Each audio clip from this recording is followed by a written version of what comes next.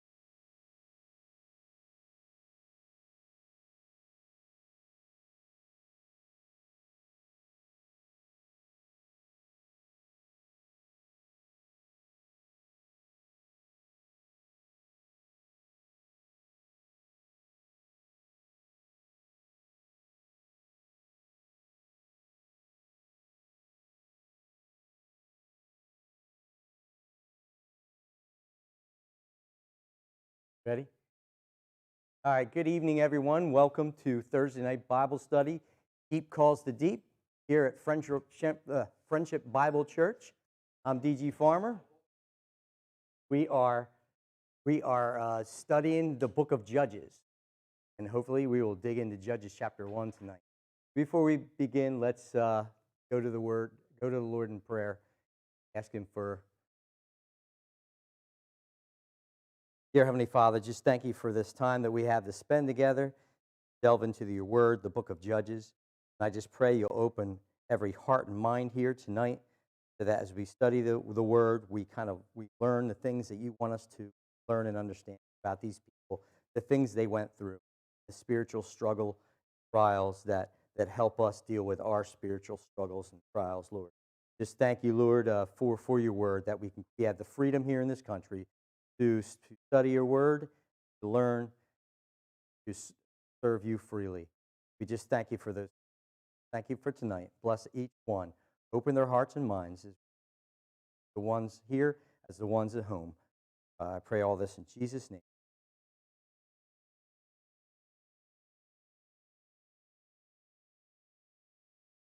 Okay, before we get into the text tonight, did everybody do their homework? Everybody read Judges chapter 1? I know that you did. Joan, I made you. I caught you on Tuesday. All right, so everybody should have read ahead. All right, so we're going to start. But before we start in the text, just want to do a very, very cursory, brief review of last 2 weeks ago. So just going to kind of briefly review, and if you have any questions. So 2 weeks ago, we first looked at authorship, and we determined that even though we could not really know who wrote the book of Judges, okay, is not mentioned in the text, we could narrow down the writing to within 50 years of the close of the time period. So the book of Judges was written within 50 years of the end of that time period. So it was written pretty quickly afterwards. We know that the Jebusites were still holding the stronghold in Jerusalem. And so if you go in the book of Samuel, you'll find David takes that stronghold. So therefore, the book had to be written before David was king over all of Israel. Right? So from the time of King Saul to the early part of David's reign in Hebron, the book was written. Next, we look at the naming of the book, which was named after men called Shoftim. These Shoftim were deliverers, saviors, military leaders who were raised up by God himself and given power to lead the people out of their oppression. Right? These Shoftim did not generally rule in civil matters like the Shoftim in Deuteronomy that were originally established by Moses. So these Shoftim were more deliverers, saviors, and military leaders. We looked at that. Now, this oppression was sent by God, and it occurs because throughout the period of Judges, the people were stuck in an endless cycle of sin. So we went over the cycles. First, the people rebelled against God and fell into idolatry. 2, God himself would bring a foreign oppressor against Israel, bring them back from their wickedness. Very important. I want to point this out. Pastor Chaz and I had this discussion a couple of days ago. God's sovereignty versus human will in this situation.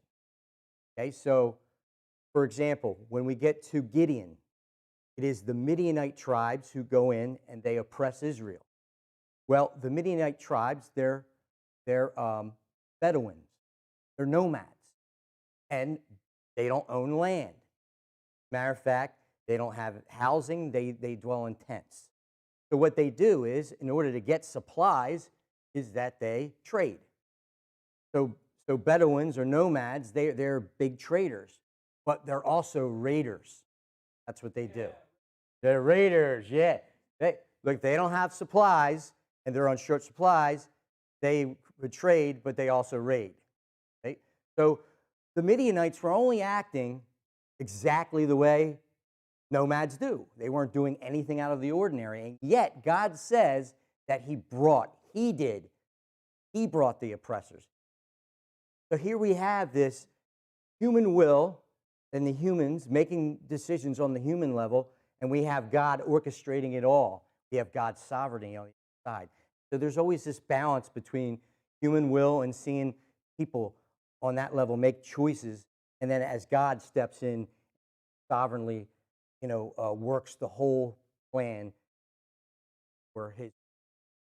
So God himself says in the text that he brought the oppression. Him. So a little bit of God's sovereignty, a little bit of human will, and there's a balance there that we always have to kind of like weigh out.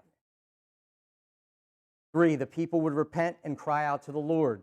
We talked about how sometimes it took about 20 years for this to. They were a little slow sometimes. And after they cried out to the Lord, number 4, God would raise a judge, a shofet, to deliver the people. That's the cycles of sin. Then I talked about how another important nuance during the time of the judges is to avoid thinking of Israel as a nation, but rather a loose confederation of tribes. We expect Israel to act as a nation. When we read through, we get confused. Aren't they a nation? And we have our Western minds think of ourselves and our nation for the things that we know. So you read through, we think they should be acting as a nation, so we get confused by their behavior. So with a little understanding, and we'll go over it as we go through, of tribalism, you'll get just a much better picture of what's going on in this. So you don't want to think of Israel as a nation. They're just a loose confederation of tribes at this. Next, we looked at Deuteronomy chapter 7, which leaves no doubt that the people were to completely drive out the Canaanites from the land. They were to leave no one. They were to make no peace treaties with them, nor intermarry with them. All these things were a no-no, spelled out in Deuteronomy chapter 7. That was God's direct will. We're going to look at in the coming chapters a little bit about God's permissive will and God's direct will. Talk about a topic of discussion as well as the God's sovereignty versus God, the will here. Judges, but God's direct will, what he wanted them to do is drive all of them out, not to leave one Canaanite. Then we looked at a few reasons why Israel fell. There is a bunch of reasons why Israel fell. I picked 3. The lack of unity amongst the tribes, really this tribalism, which again, I'll go over that a little bit more as we go and get into the text. They were not together, the nation, unified in a lot of ways. And these divisions were a problem. Then we had the Canaanization of Israel. Israel became more like the Canaanites instead of the other way around. And so by leaving the Canaanites in the land, they just had this major issue where they became a lot like the Canaanites. They struggled with what some scholars called syncretism.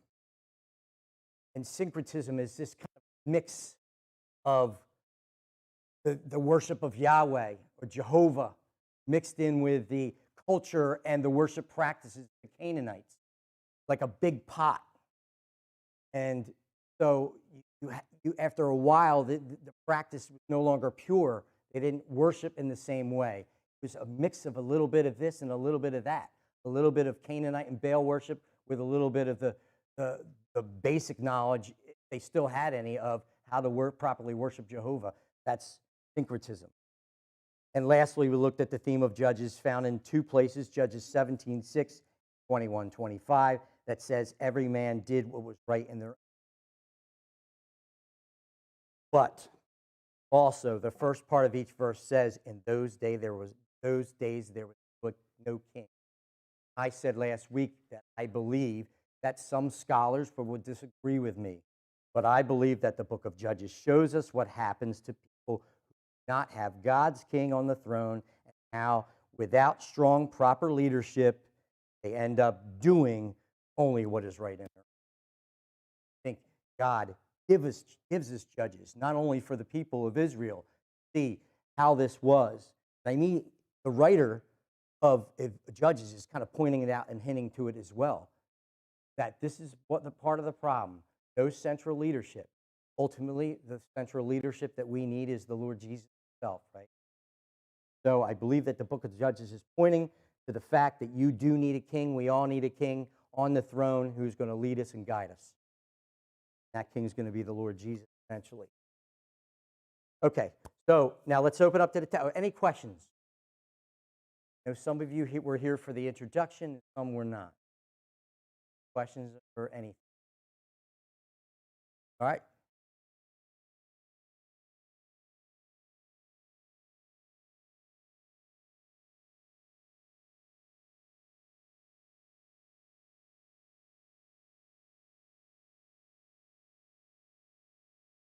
Right. And you know how many people do that, Pastor Chaz, with good intentions? They do it with good intentions and they mean well. Right. Yeah. Scary dating. Good term. A good point. Yeah. And it happens.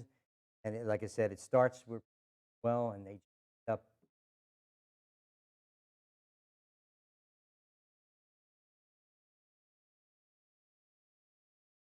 But we're finding those problems where they're trying to tell us that the Bible is get with the times. You know, kind of Bible just needs a little updating. You know, and if it's updating, if we update the Bible a little bit, it's okay. You know, it's not culturally prevalent for today, right? We've heard that. We talked. Right. We have the same things going on, and these are great warnings for all of us.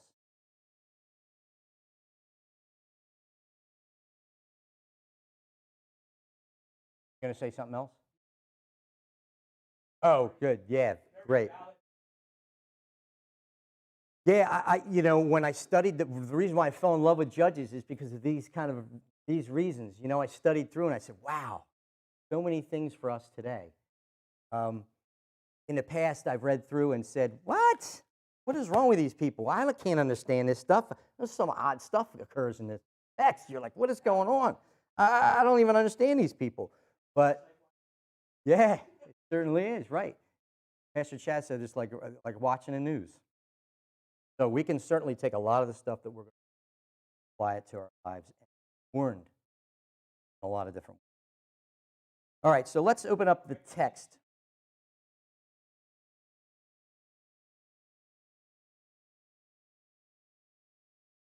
I'll repeat it. Okay, sure. Sounds good. All valid points, yes. Sorry for those.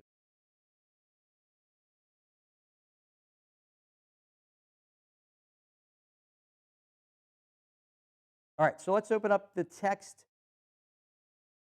We're going to read the first 20 verses.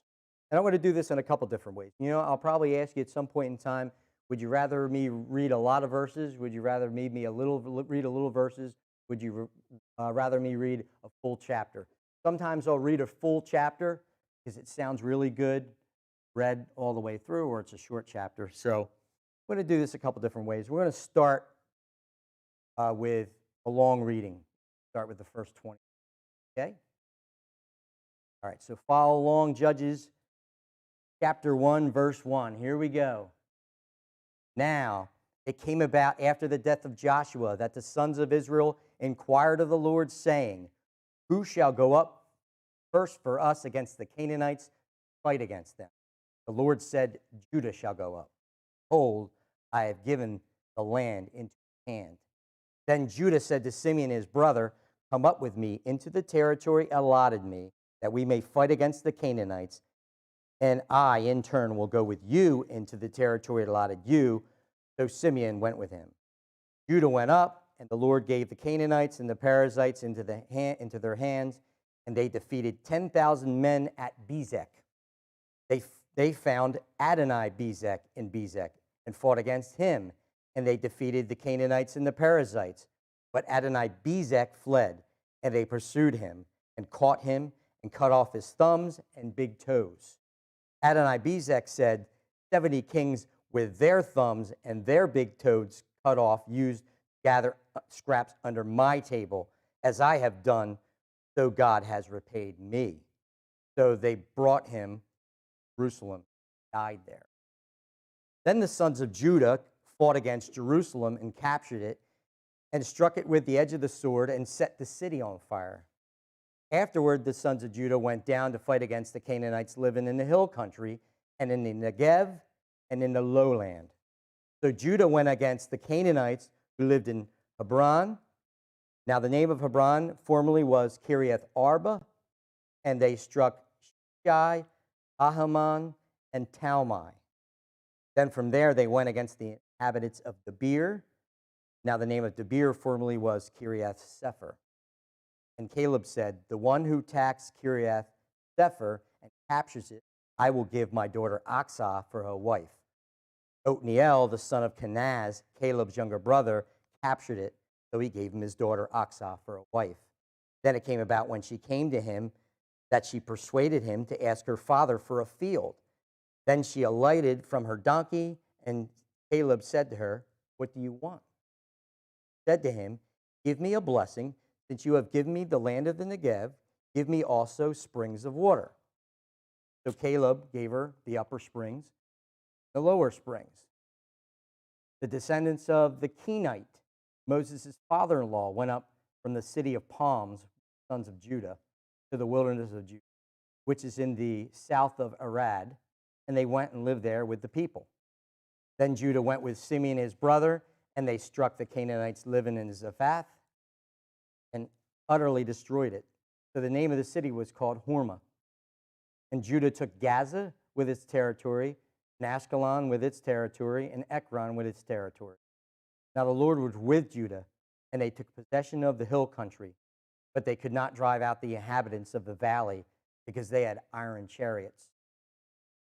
Then they gave Hebron to Caleb, as Moses had promised, and he drove them out from there, 3 sons of.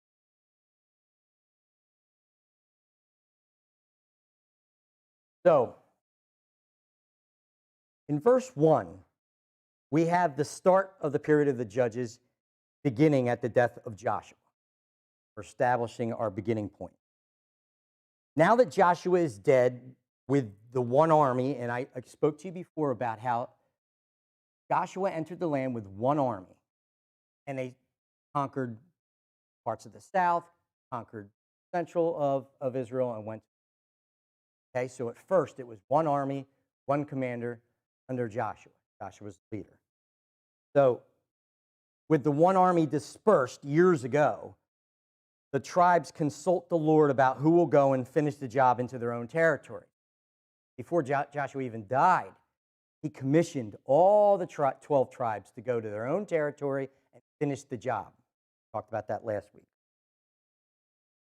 Now, this phrase, inquired of the Lord, more than likely means that they went to the high priest and used the Urim and Thummim stones to determine God's will.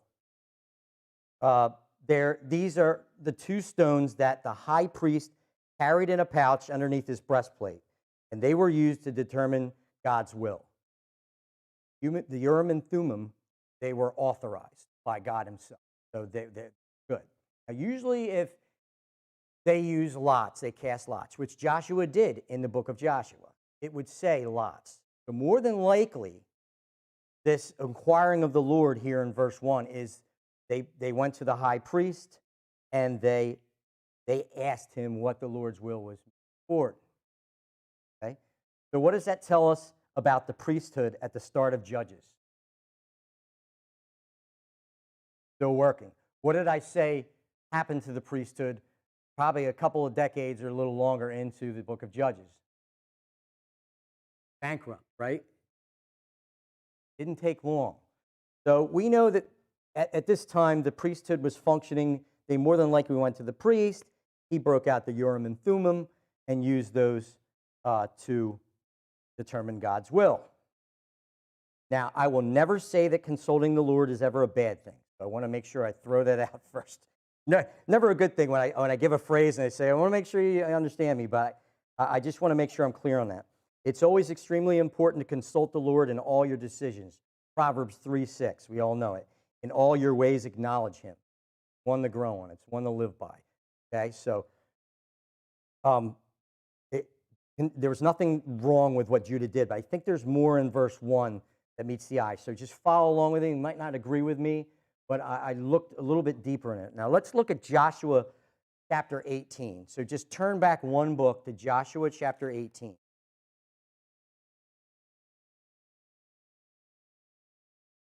And I want to look at the first 3 verses.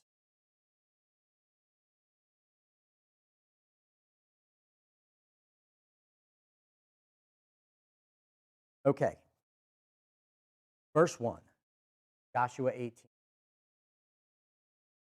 Then the whole congregation of the sons of Israel assembled themselves at Shiloh and set up the tent of meeting there, and the land was subdued before them. There remained among the sons of Israel 7 tribes who had not divided their inheritance.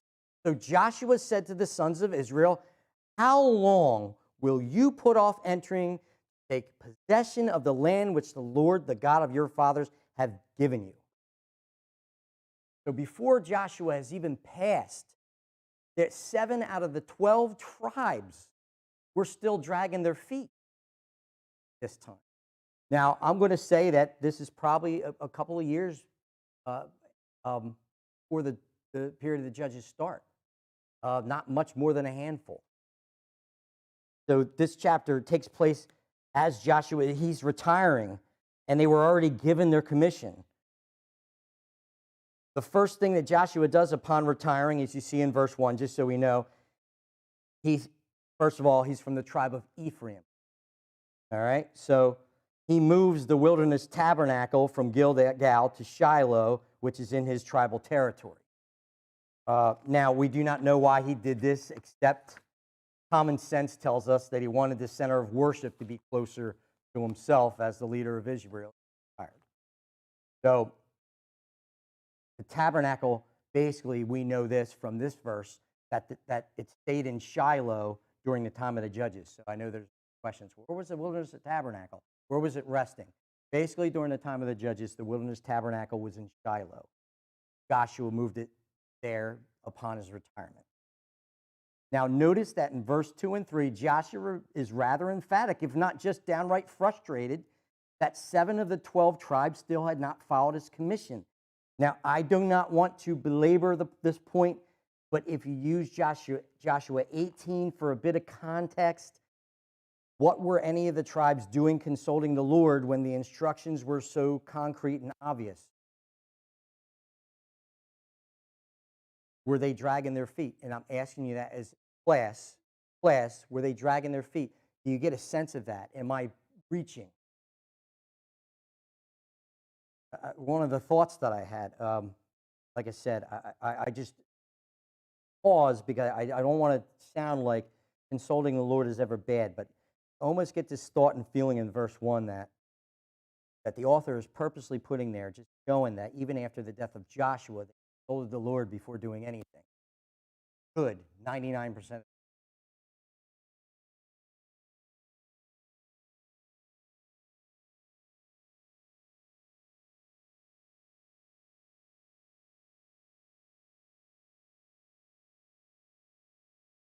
Right.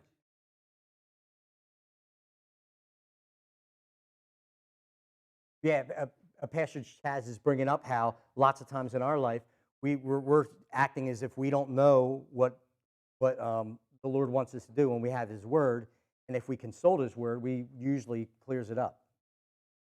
You know, prayer and consulting His Word, you know, going hand in hand for the believer. Right. So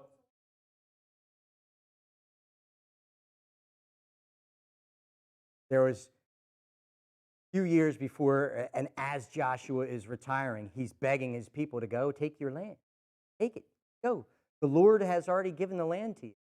And that's 7 out of 12. One of them is not Judah, even though Judah did ask to go up. You got to be very, very careful when you're reading the books of the Bible here, especially in the history of us. Jewish writing don't necessarily always go chronological, and you got to be real careful. That is why we can get information that's in Judges, and we find it in Joshua, and then you say, whoa, wait, hold on a second, that's in Judges, so this happened after the death of Joshua, but sometimes chroniclers will add details to enhance the story and to give it sense. And so you'll find we're going to go over Joshua 15 mirrors Judges 1. It's not that there's anything untoward going here. Chronicler would have came by the inspiration of God, would have added some details that would have given stories better context, flow, and understanding for the reader. But it does not mean that one occurred. You just got to be careful with time periods, because I'm not really sure necessarily how long after this, but I'm going to say within a handful of years after Joshua retired. If you kind of look at it, he kind of entered the land at 85. He died at 110. Probably within the hundreds, retiring. Pretty sturdy, but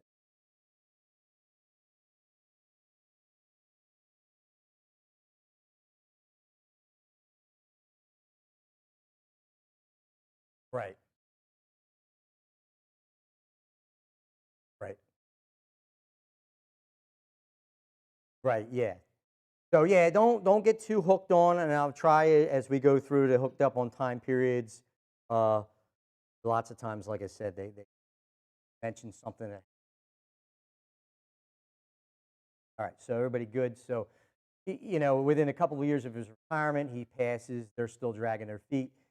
When Joshua dies, as you can imagine, there's a power vacuum. There's a problem. I mean, you know, Joshua was a very strong leader, and he had close ties to Moses.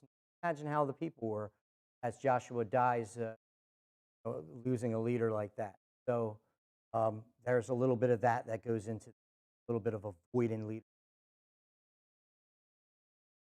So in verse 2, Joshua was chosen first.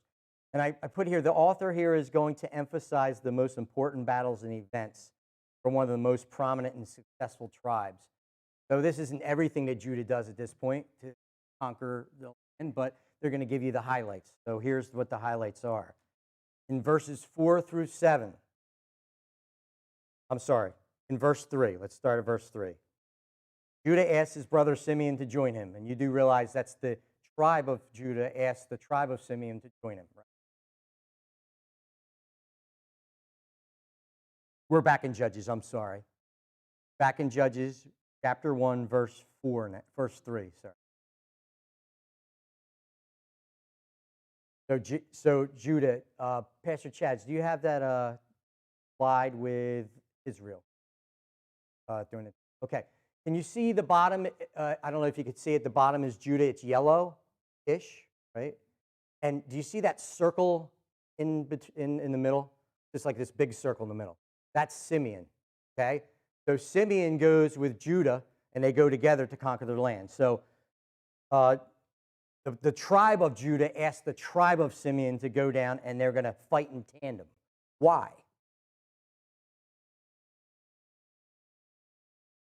They're stronger that way. They're helping each other. And obviously, their territories are bordering each other. How about family ties? Is there a stronger family bond between Judah and Simeon? Why? They have, who's their father? Jacob. Who's their mother? Sure? Yeah. Good. Yes, Leah. Okay, good. Bible scholars. Leah. Okay, same mother. So they're not half brothers, which tends to happen in a large family, especially that family. After the birth wars were over, crazy time. But Leah, they have the same mother. Okay, so they're full-blooded brothers. So maybe more of the reasons why they were very, very close. And so they go together and they conquer the areas. They go in tandem. Now, in verses 4 through 7, we find that one of their first major victories was against a king called Adonai-Bezek. Now, this is not the king's real name. Rather, it was a title, kind of like the King of England or Pharaoh. If we study the King of England or we study the pharaohs, sometimes if we dig deeper, we can actually research their particular name. But in this case, just the title was given, and it's typical. They usually didn't give a lot of personal names, just titles. Okay, so Adonai-Bezek was a dynastic title, and it means Lord of Bezek. Now, I want to point out that sometimes in the Old Testament, there are names used with certain kings that share a name with God here, like Adonai. Okay? And I would not let that bother you too much. Pastor Chaz touched on this on Sunday. The name Yahweh and Jehovah is God's formal name and is never to be shared with anyone. And a modern example of this, like in our culture, we may address God in our prayers and call him Lord, right? But later hold a conversation about the Lord of the Rings, using the same word Lord, right? No disrespect to God any way.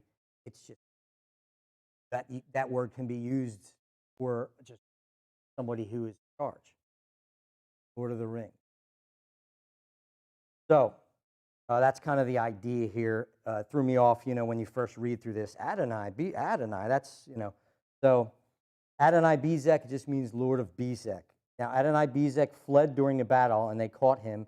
And interestingly, they cut off his thumbs and big toes.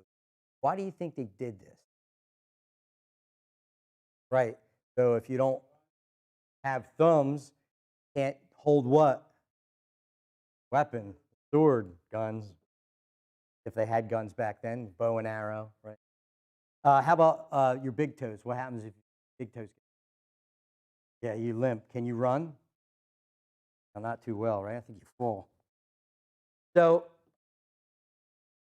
you cannot hold a sword. You can't run away, right? And Adonai-Bezek was very philosophical about this turn of events. He was not making some kind of confession or repentance. I don't know if you guys read through this. You thought, oh, well, maybe he's repenting. And the language just doesn't give us that. To modernize what he was saying, he was like saying something like, what comes around goes around. And I know a lot of people use this nowadays, say, especially young people, karma.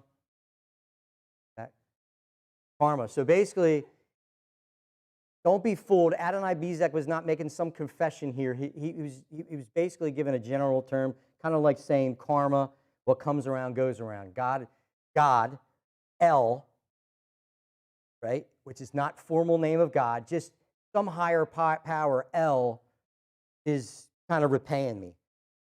And so I thought if you read through that, if you're not very careful, you can be fooled and think, he was pretty repentant after that, but that's probably not the case. This was just a general kind of a statement like our modern. So they brought him to Jerusalem, and there he died of old age. Another thing. They didn't execute. Generally, they didn't. But he was not executed, or at least it's not recorded. More than likely brought him there. Why they cut off his big toe. Now, in verse 8, any questions over Adonai-Bezek?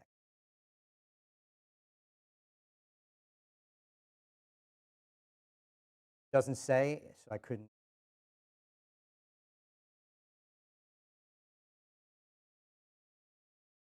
That is true. That is true. Maybe that, yeah, actually, you make a valid point. I didn't really actually, yeah, by just going right and capturing the king and letting him live, violation, right, of Deuteronomy 7. Great point. Right, they're already doing, right. And, here's the thing, we're going to look at probably one of the better tribes here. We're starting out with the strong tribe. Right. That's a great point, Mary. I never even thought of that. Yeah, so by letting him live, even though they took off his thumbs, big toes, they probably should.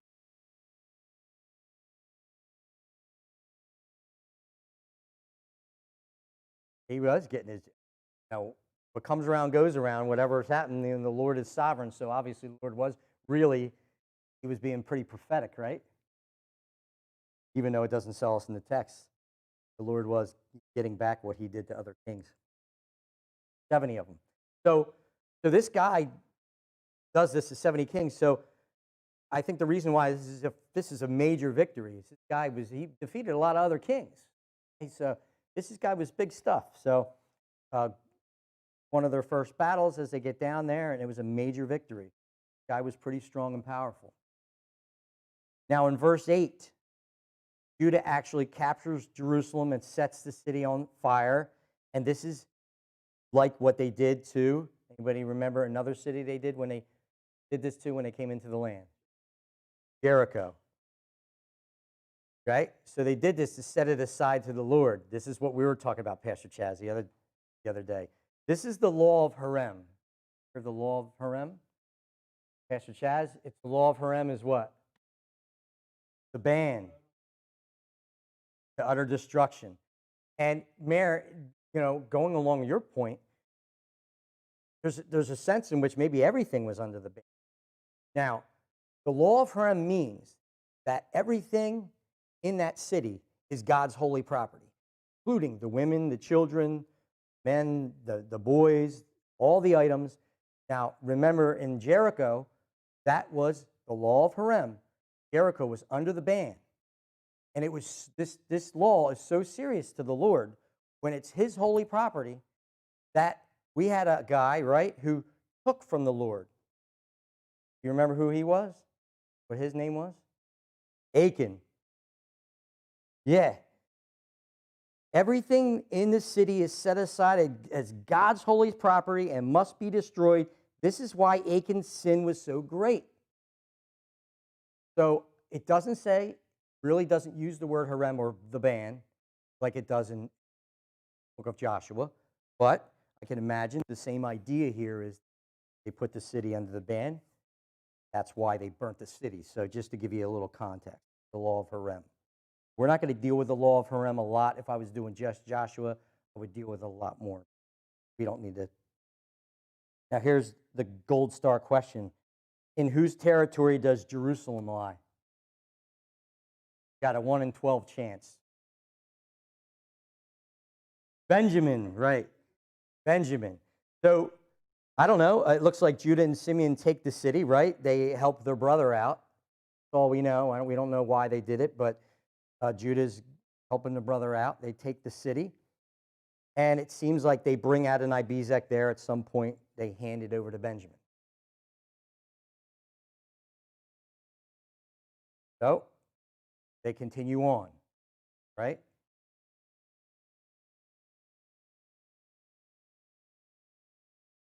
Yeah, it is on their border. It's definitely making the idea, I don't know if you're bringing up the point, is on their way down at Jerusalem, their brother of favor. That's how Judah is. Judah's cool. Judah heads on down. I think they would hand Adonai-Bezek over in Jerusalem. They brought him back to Jerusalem. At some point, would have given the territory over to Benjamin. We're going to talk about Benjamin in a second. So after traveling south in verses 10 through 15, where we're at now, Judah has their most important victory in which they take a very tough confederation of cities led by the cities of Hebron, or Kiriath Arba, and Debir, formerly known as Kiriath Sefer. Now, I'm going to do a little bit of speculation because we can't totally know everything, but using a little bit of the language.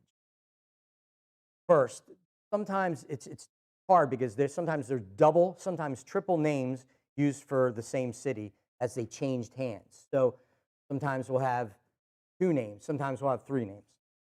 There was a confederation of 4, I'm sorry, Kiriath Arba is literally translated city of 4, which is a possible reference to this confederation. So there was more than one city in confederation together. Other Bible scholars look at this and say the confederation was basically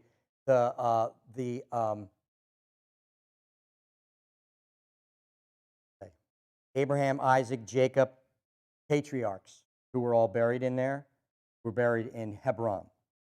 So there is a little bit of kind of discussion and disagreement there. But there seems to be a confederation of 4 cities in Joshua chapter 10. I have that in your notes if you want to look back at that, where they kind of worked in confederation together. Now, what made these cities so hard to take was that the men mentioned in verse 10, Shishai, Ahiman, and Talmai, were Anakim. They were giants. Okay? Same giants from Genesis chapter 6 that were from the Nephilim. Look back at Genesis 6. I don't have that in my notes. You want to write that down. But it is stated that giants existed in the land of Canaan. Kiriath Arba was also named after a valiant ancestor of these giants named Arba. Now, give you a little bit of background. We're going to go back to Numbers. We're going to go back to Joshua, and we're going to look at a couple of different things with regards to the team and the toughness of this confederation. And so we're going to take a look at this. Let's take a look back at Numbers chapter 13. See on your notes up on the board, I'm just going to read selected verses from Numbers 13. I'm going to read verses 22, 28, 32, and 33. Okay, verse 22. When they had gone up into the Negev, they came to Hebron, where Ahiman, Shishai, and Talmai, the descendants of Anak, were. Now, Hebron was built 7 years before Zoan in Egypt. That really basically at the end, that note tells Hebron was. It rivals Damascus, very old city. But notice the 3 men are mentioned here again, and they were titled as the descendants of Anak. 28, nevertheless, the people who live in the land are strong, and the cities are fortified and very large. Moreover, we saw the descendants of Anak there. Verse 32 and 33. So, oh, you know what? I put the cart before the horse.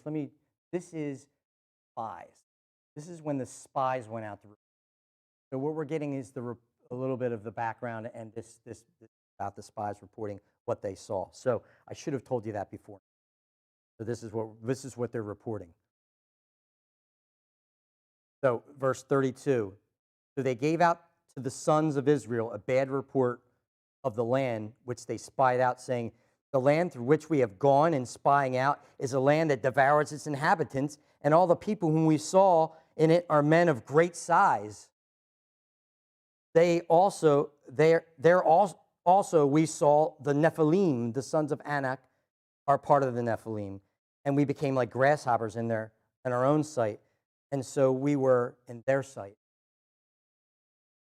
So here in these verses, the sons of Anak, or giants, were probably one of the biggest reasons for the bad report given. When the spies say in verse 33, we became like grasshoppers, it was not some Hebrew expression of some sort of inferiority or weakness in fighting ability, but it was rather a literal expression of how they felt when they saw the Anakim. Okay, so when they say we felt like grasshoppers, that was a very literal expression there. And I would say one of the main reasons that they gave a bad report. Giants that they saw in the land. Okay, so let's turn to Joshua 14. So go back towards Judges. We'll stop at Joshua 14. And I'm just going to read the one verse.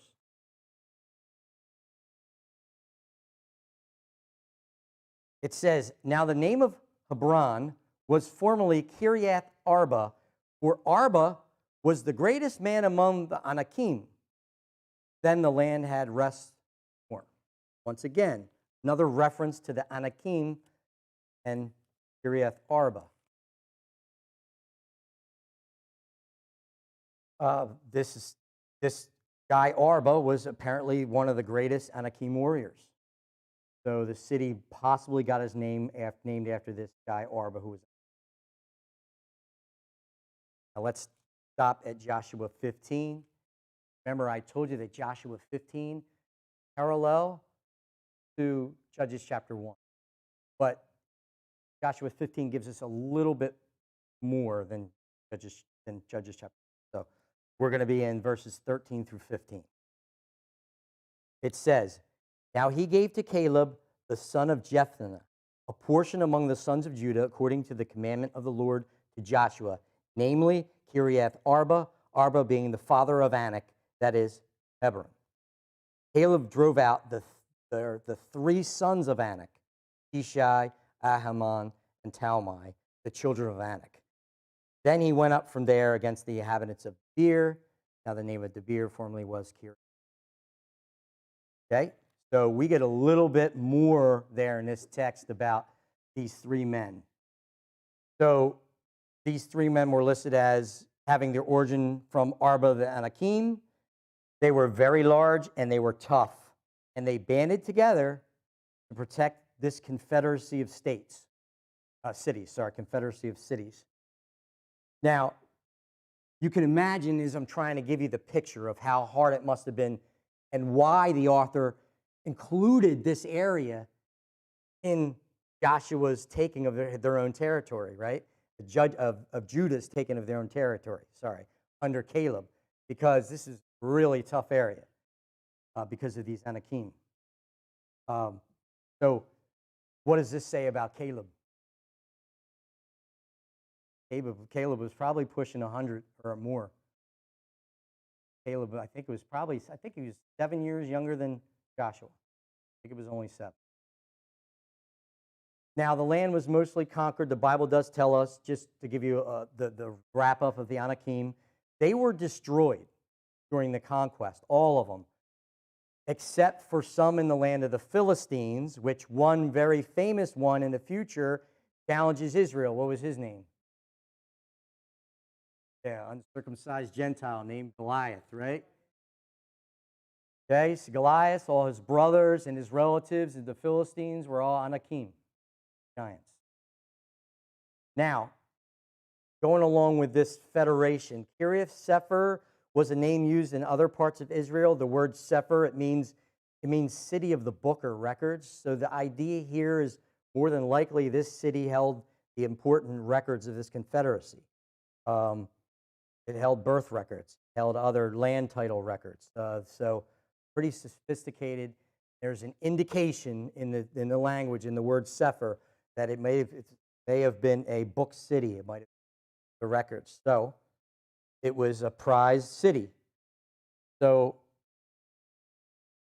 this city was highly prized. So Caleb offered his daughter Aksah as a wife to anyone who captured Kiriath Sefer. And the man who won the day was none other than who? Othniel, Caleb's brother. So he will be our first judge, or shofet, and yes, he was Aksah's uncle, as far as we can tell. I don't know what else to say about that, but I believe they were related. So, yeah, Othniel, he becomes our first judge, wins the day by taking Kiriath Sefer. So then we have Aksah asking her father about these springs. Does anybody know why she asked? Basically as a dowry. Anybody know anything about the Negev? Very dry. It's about semi-desert, not full desert, semi-desert, very dry.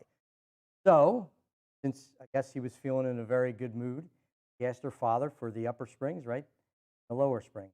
She asked her for springs at least, some water. So the Negev was basically arid. It was semi-dry desert.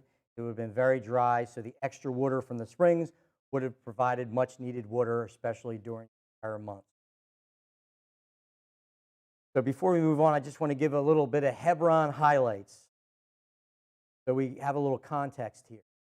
Before Hebron was Hebron, and it was Kiriath Arba, the oaks of Mamre, where Abraham dwelt, was in Kiriath Arba.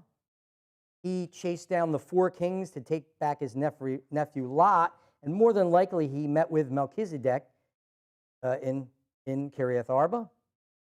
Abraham bought the cave at Machpelah for a burial site for himself. Sarah, Isaac, Rebekah, Jacob, and Leah are all buried there.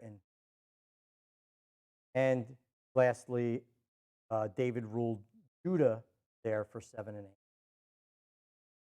Just to give you some highlights and some. So it has very, very rich history, even for Israel, established long ago by Abraham. Okay, any questions? Now in verse 16, we have an important history of how Moses' father-in-law, Jethro's family, the Kenites, came to live amongst the tribe of Judah, eventually being assimilated into it. In Numbers 10, verses 29 through 32, Moses basically invites his brother-in-law, Hobab, to join them entering the land of Canaan. Basically goes like this. Then Moses said to Hobab, the son of Ruel, the Midianite, Moses' father-in-law, we are setting out to the place of which the Lord said, I will give it to you. Come with us, and we will do you good, for the Lord has promised good concerning Israel. But he said, I will not come, but rather will go to my own land and relatives. Then he said, please do not leave us, since you know where we should camp in the wilderness, and you will be as eyes for us. So it will be, if you go with us, that whatever good the Lord does for us, we will do for you. So the Kenites were a Midianite clan of Jethro's that were invited by Judah now at this time to go down under their protection and live with them as they established their own territory. This is not the last time we hear from them. And I'm not going to go into Jeremiah 35. I'm just going to mention it. I'm going to read it, but we're running out of time. But there came a Kenite from the clan of Rechab named Jehonadab or Jonadab. He aided Jehu in the destruction of the Baal worship in Samaria. Does anybody remember the story of Jehu and destruction of the Baal prophets? Jehu's the one who, the chariot, right? Well, he rides in, right? And Jezebel is up in the window, and he says, if you're with me, throw her down. And they throw her down, and she splats. That's the end of Jezebel. So Jehu, when he first starts, he rides through, and he's going to get rid of these Baal prophets. And he sees a man on the road, and it's Jonadab or Jehonadab, and he asks him to come up in a chariot with him, ride with me. We're going to go, and we're going to get rid of these guys. With me or against me? I'm with you. This is Jonadab. So Jonadab, in protest of the way Israel was living, made his clan promise that they would not live in any permanent structures, so they lived as nomads with no land ownership. They would also, part of the deal was they would not drink wine. So they listened to this instruction for 200 years, till Jeremiah chapter 35. Just going to give you an overview. You can read that later. These were called the Rechabites. So they're not called the Kenites necessarily. The Rechabites are from the Kenites. So basically, what we have here is a very important plan that came from Jethro. And so the writer wants you to know what happened to Moses' father-in-law Jethro's tribe. What happened to them. That's why this story. But in Jeremiah 35, the Rechabites were still following what Jehonadab 200 years earlier promised them to do. So basically, Jeremiah, I think Sunday morning, Jim may be going over this chapter. Did you go over it yet? I don't think so. No, right? He's close though, isn't he? So when you go over it, you're going to see the Rechabites. So Jeremiah basically says, hey, drink some wine. They say, no, we're not going to drink wine. And we've listened to our father, and he told us we're not going to drink wine. We're not going to dwell in permanent structures, but in tents, and we're doing all this. Basically, what the idea is the Lord says, look at the Rechabites. Now, I'm asking you to obey me, and they're obeying their ancestor, and they've done it for 200 years. Why aren't you obeying me? So he uses the Rechabites as an example of how Judah was, rebelling at the time, pointing out the fact that they're more, in better fellowship and listening to, their ancestor Jehonadab, the Rechabite, who are to me. So that's in Jeremiah 35. But you wonder why this one verse, and I think it was very important for the author to add in Moses' father-in-law Jethro's descendants and how they made out and how they ended up basically they were assimilated into Judah. So eventually they were just part of Judah, like Simeon was. Now, in verse 17 through 20, it was apparent that despite great success, what did you notice? Verses 17. Even though Judah seemed to do really, really well, what happened? Is it all good? They didn't, right? And why? Iron chariots. So this is going to be a recurring theme in which other tribes as well do not have much success against iron chariots. After all, our God is not really the God of the valley, right? But mainly our God is the God of the hills. So the reason why Judah had problems is because really basically our God belongs in the mountains. He doesn't dwell in the valleys. About Capulet? I mean, in the end, I want you to understand the hardship. I'm certainly sure that going against these iron chariots, we're a major issue, major problem. And I tell you what, if I'd be knock-knees, probably these both, right? Because they have problems really with, both. Yeah, during this time, that's a great advantage. But, we understand their hardship without excusing their lack of faith. The tribe of Judah didn't drive all the inhabitants out. They had their hardships, and they had a hard time driving out the people who had the iron chariots. So they were in the valleys, and they were hard to get rid of. So they still had pockets in their own tribal territory. What did you notice about verse 18? Real quickly before I go on. What cities are those? Do you recognize the cities? Do they ring a bell? Look at verse 18.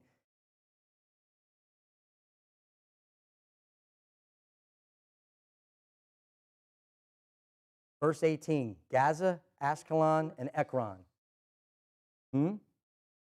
Whose territory is that, generally? Where do we hear that? Who generally in charge of those cities?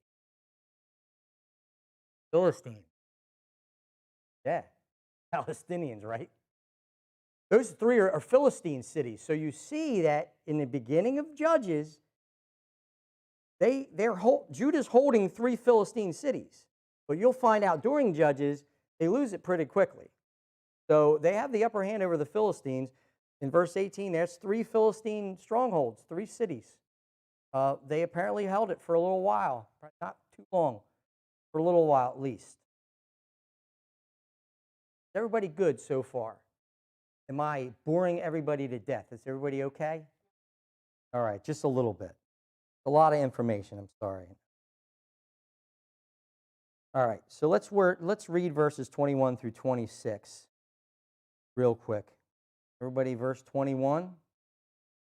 But the sons of Benjamin did not drive out the Jebusites who lived in Jerusalem, so the Jebusites have lived with the sons of Benjamin in Jerusalem to this day. Likewise, the house of Joseph went up against Bethel, and the Lord was with them. The house of Joseph spied out Bethel. Now the name of the city was formerly Luz. The spies saw a man coming out of the city, and they said to him, "Please show us the entrance to the city, and we will treat you kindly." So he showed them the entrance to the city. They struck the city with the edge of the sword, but they let the man and all his family go free. The man went into the land of the Hittites and built a city and named the city Luz, which is its name. So in verse 21, we have our timestamp, and I just want to go over this really quickly. That during the time of the book of the Judges was written, the Jebusites, which was a specific tribe of Canaanite, they still held the stronghold in the city of Jerusalem. Jerusalem was located in Benjamin's territory, we mentioned. So I said, what about verse 8? And we talked about this. It seems more than likely that most of Jerusalem was conquered and held, somewhat temporarily by Judah and Simeon, then turned over to Benjamin. I don't personally believe that the stronghold was ever taken. But there are Bible scholars who say it was taken even if it was just temporary, even the stronghold. Now, I don't believe that. I think that they took everything, but everything else to the sword, burned everything else, but I think they never took the stronghold. So they turned this over to Benjamin, but Benjamin failed to finish the job. Benjamin could have taken the stronghold. So verse 1 indicates that during the time of the Judges, Jerusalem was a very mixed city with Jebusites and Benjaminites just living side by side, and the tribe of Benjamin having no great desire to drive them out. And the Jebusites were part of a new reality. The story of Benjamin reminds us how we let sin and those nasty habits take root until those sinful behaviors just become part of our new reality. Don't weed the sin out. You don't get it out of there, and it takes root. It probably wasn't until long, but we're never going to get rid of the Jebusites. And it took David and his mighty men in 2 Samuel 5 to finally take this stronghold. And the Jebusites were so confident that they said to David that the infirm and the elderly could guard the walls and the stronghold still could not be taken. And this is one of the reasons that I believe the Jebusite stronghold was not taken by Judah and Simeon in verse 8, even temporarily, because they would have been a little less cocky. If it fell once, it could fall again. So it seems to me that they continuously held this stronghold until David took it. So in verses 22 through 26, we have this odd story of how the city of Bethel was taken, which was formerly named Luz. Now, the house of Joseph is named in this story, and it could be referring to just Ephraim, because Bethel was in their tribal territory. That's certainly the case. Another possible reason for this title was that Ephraim and Manasseh, which were the two sons of Joseph, they worked in tandem like Judah and Simeon did in the south. So it could be that both tribes worked together. Either way, this story seems to be told with an inference to another story. What does this story sound like? Two spies came to the city. They were shown away. Jericho, right? There's a little bit of Jericho in this story, right? So I don't know if you picked up that when you were reading this, but I remember reading this and I was thinking, you know what? It sounds a little bit like Jericho. This sounds like Rahab the harlot. The two spies from the tribe of Joseph come to the city of Luz and are helped by a man to conquer the city. But what I want you to see is the contrast. Look at the contrast that the author is making here between these two stories, right? Rahab helped two spies, repented, recognized Jehovah as the one true God, then became a part of God's people, and also became part of the line of Messiah, Jesus. He married an Israelite named Salmon, and they had a child. What was his name? Boaz. Boaz, right. Everybody knows Boaz, right, from the book of Ruth. Boaz was raised by Rahab. It's all coming together. Now, this man, he helps the Israelites. Then he took his family north into the land of the Hittites, which is modern-day Turkey, pretty far north. So he goes to the land of the Hittites, possibly out of guilt. He built a city and named it after his home city, which he betrayed. So, once again, looking deeper, you can see the contrast between a person who comes to faith, Rahab, and one who just simply says, no thanks, moves on with his life. Just to emphasize, to put a point, it's not that I want to be a downer here, but how many people are going to be in hell because they were presented with the truth?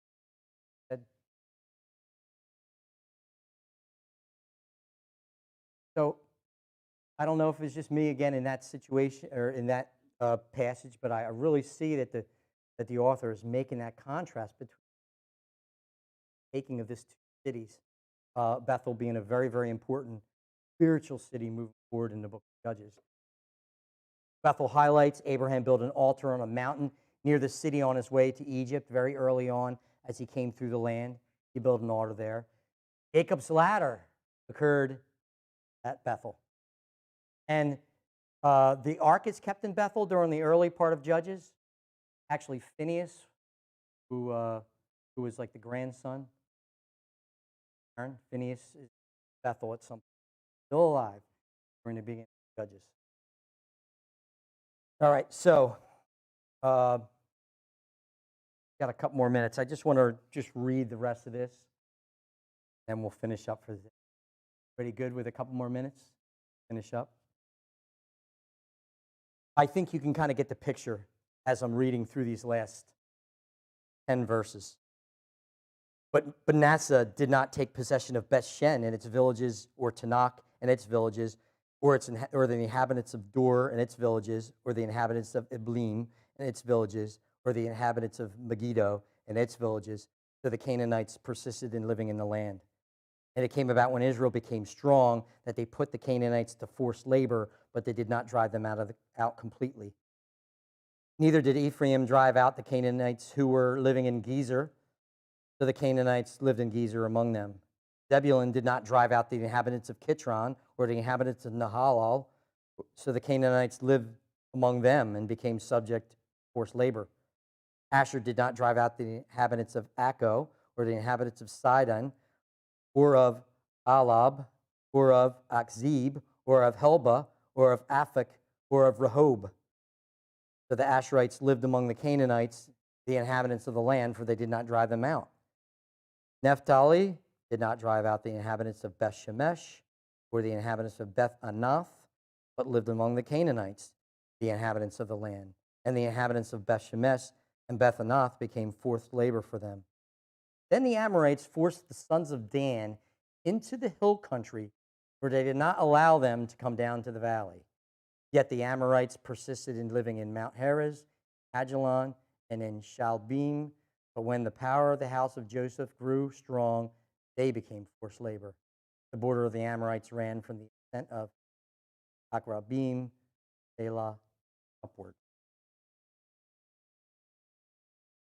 The last 10 verses speak for themselves, right? There seems to be 3 different types of city situations that were shared amongst pretty much all the tribes, even ones like Judah that did pretty well. Judah and Ephraim did pretty well for them. Some of the cities in any given territory were never taken from the Canaanites and remained in Canaanite control, at least during the time of the judges. They were never taken. Other cities seem to be a mix of both Hebrew and Canaanite, like Jerusalem. And these cities would have promoted treaties, and that would have led to mixed marriages we talked about, and other types of syncretism, or the mixing of religious beliefs and cultures. That would have been dangerous. And still another type of city would have been a mixed city. And then when Israel grew strong in those areas, then they subjected the Canaanites to forced labor. Now, they may have rationalized this because, after all, it would be a waste of manpower. God would not really condone waste like this. I mean, we didn't make friends with them or make treaties with them like our other brothers. Now, imagine my angle as a clan leader as I say, brothers, please, please, let's not be too hasty here on how we treat Canaanites. Then go on to plan how to use them for the benefit of the whole tribe. Go on a whole financial gain here to not get rid of these Canaanites and use forced labor.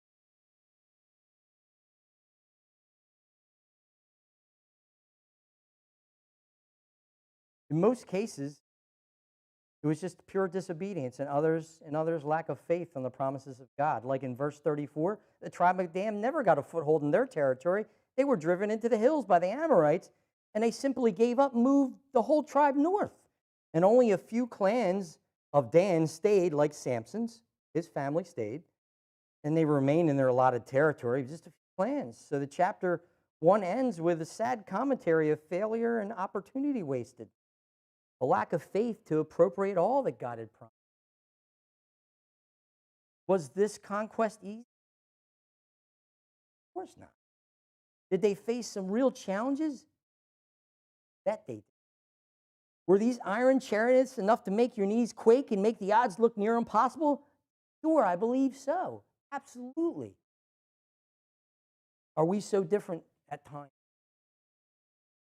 So different. Rationalizing away God's instructions, His word, failing to rest on promised victories, only believing what we see in front of us.